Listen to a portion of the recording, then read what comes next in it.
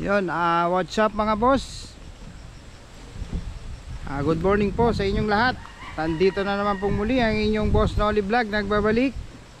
Yan, at welcome back po tayong muli sa isa na namang episode ng ating munting YouTube channel.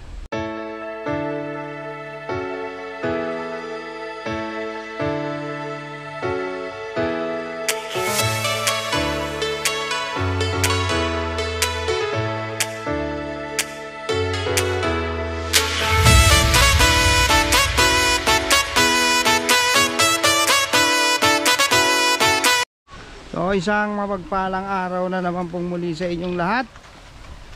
So nandito naman po tayong muli sa bundok, sa pinaglalagyan ng ating mga manok. So ngayon ay papasyalan natin. So sisilipin natin yung ating munting manukan. Kukumustahin natin yung mga tao natin dito kung ano na ba yung nangyari. So dati kasi pumupunta tayo dito twice a week. Yan, minsan every other day pumupunta tayo dito. So dahil nga busy tayo, hindi na tayo nakakapunta. So ngayon pupuntahan natin. So papasukin natin yung ating manukan. Tingnan natin, kukumustahin natin kung ano na ba ang itsura ng ating mga manok dito sa farm.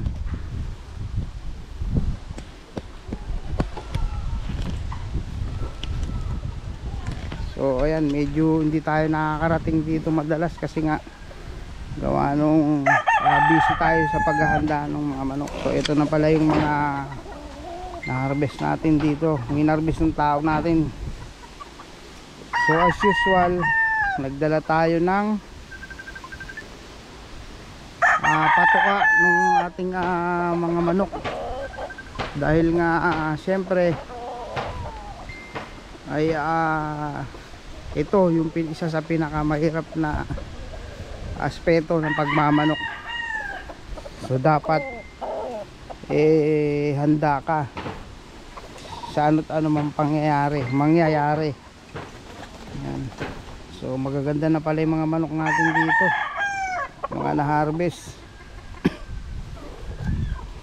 So ito yung isa sa logic ng pagmamanok. So dapat ay meron kang pagkukunan kapag ka ikaw ay magpa-farm. Yan. Ito yung isa sa pinakamahirap dito kapag ka wala ka kasing pagkukuhanan ng iyong pampinansyal. So kawawa talaga. Hindi magiging successful lang yung pagmamanukan. So tayo, pumunta tayo rito and then pinasyalan natin yung tao natin at kukumustahin naman natin kung ano na ba yung kanilang kalagayan dito. Yan. So kamusta na kaya yung mga tao natin na nandito dito?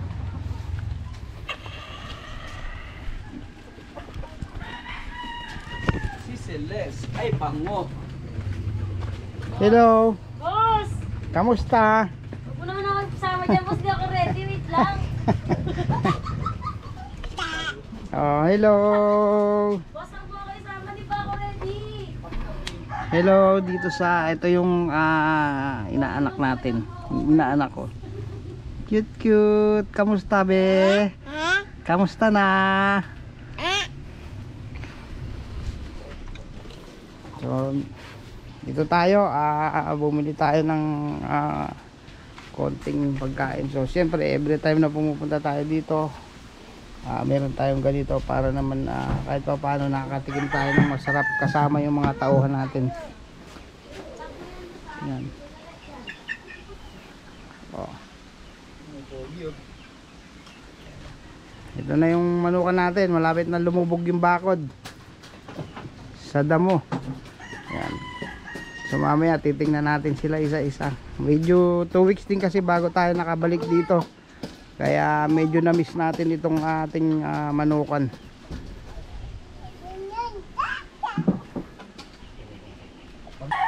Punta naman tayo dun sa ating range. Silipin natin yung ating mga 1 month old dito. Ito, hiniwalay na nung tao ko yung mga lalaki, puro babae din nandito.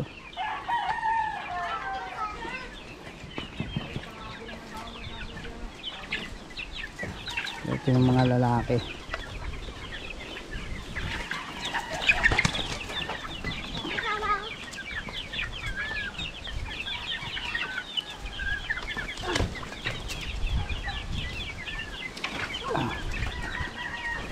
Ito yung mga lalaki, puro lalaki na yung nandito. Sino mo, baka matapakan mo.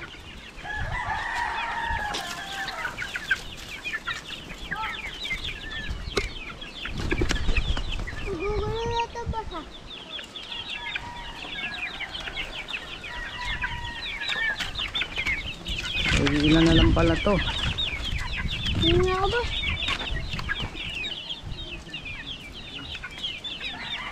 Mga lalaki na nakaseparate.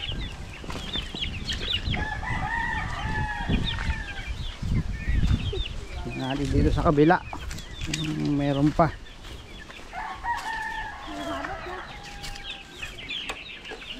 Wala na rito. So, nandito na pala sila lahat.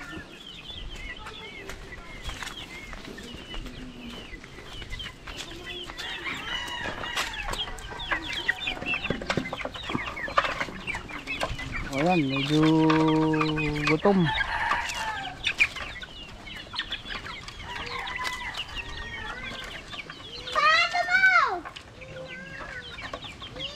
Ayan, yung ating mga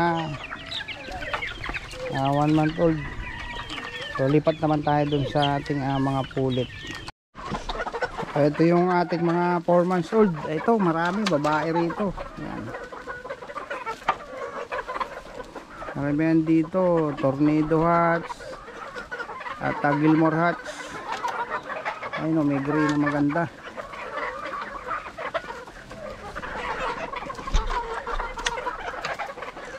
Merong Machine Kelso. Ito, ganda nito, Machine Kelso.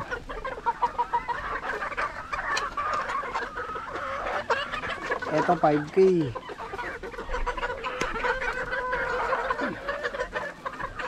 Ganda ng mga pulit. 4 months old pulit, parang early matured.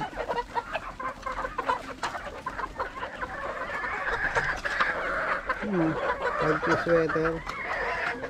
5K sweater. Machine Kelso. Ito, chapsoy line lang to eh. Chamba line. So ito yung mga Tornado. Ayan, 5K sweater. Ang mga Tornado natin, ganito lang talaga ata pagka Tornado Hats. Medyo hindi sila masyadong kalakihan. Sa bagay, ang hats talaga hindi mo makikita ng mataas eh. Ito, 20K. Ano, ganda oh.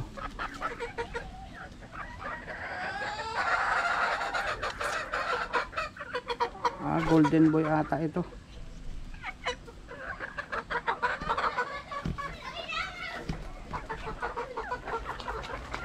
Yan, para medyo mabigat kapag ka ganyang karaming alaga mo.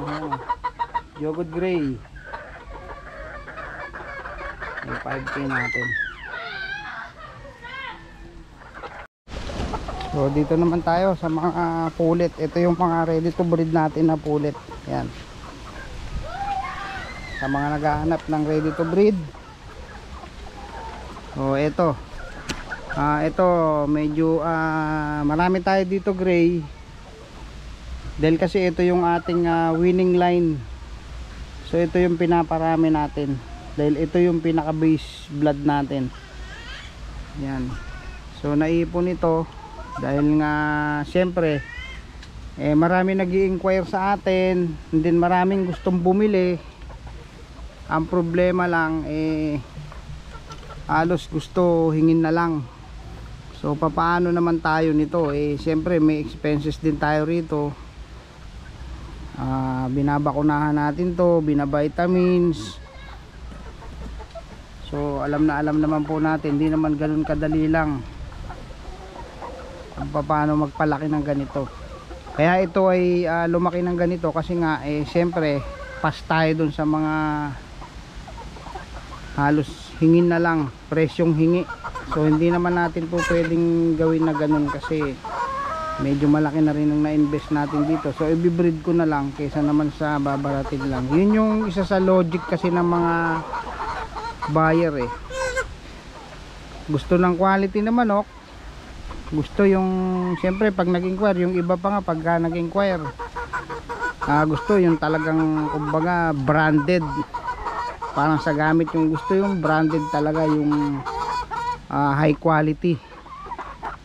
Pero pagdating naman sa presyo pang quantity lang naman. So yun ang isa sa maling problema ng mga buyer minsan. So dapat dito sa mga buyer, niintindi nyo rin yung sitwasyon ng mga breeder, kasi hindi naman pinapakain ng ano lang yan yung hindi naman pinupulot lang yung kinakain yan, hindi naman hinihingi, binibili rin. So alam nyo naman ang presyo ng patoka ngayon, lalo na ang vitamins. Yan. So ito yung mga pulit natin. So i-breed natin to, ibababa na natin to sa ating breeding area. Yan mga gray, ang gaganda nito, mga nangingitlog na. So nakakatuwa lang kasi imagine nung huling punta ko rito talagang maliliit pa yan pero ngayon yan, tiyaga lang talaga sa pagpapalaki ng manok, pagpapakain. Kinakailangan meron ka talagang pagkukuhanan, kasi kapag ka magmamanok pa tapos wala ka naman pagkukunan, hindi mo kayang tustusan, so kawawa lang ng manok. Paano sila lalaki ng maayos kung hindi mo sila mapapakain ng maayos?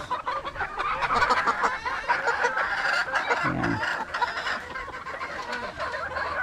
So okay, maayos yung ginawang pagpapalaki ng tao natin dito. Salamat na lang dun sa ating tao rito sa farm, si Boss Pato. Shout out sa iyo, Boss Pato. Yun. So finally nakita rin natin sila after 2 weeks. So far healthy naman sila lahat. Then wala tayong naging problema. Yan golden boy.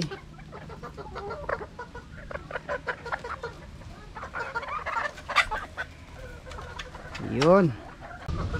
So ito yung 20k kelso natin, pure 20k kelso, 20k grand kelso. So pwede na palang i-breed ito. Imported 20k kelso.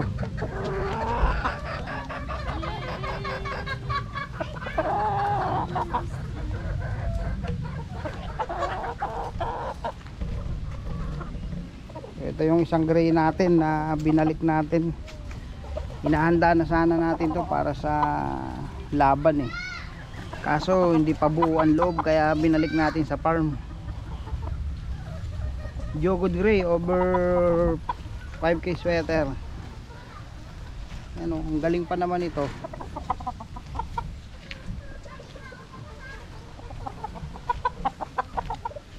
Yung mga white kelso natin medyo naglulugon na.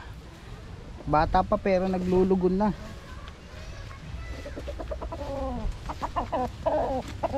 So ito possum. Yan imported possum. Gandang manok nito.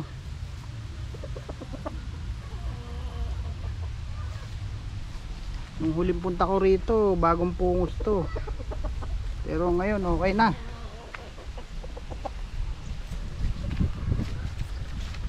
Wala na halos laman yung iba kasi nga dinala natin dun sa ating conditioning area So nagkukondisyon tayo ng mga stag para sa darating na laban.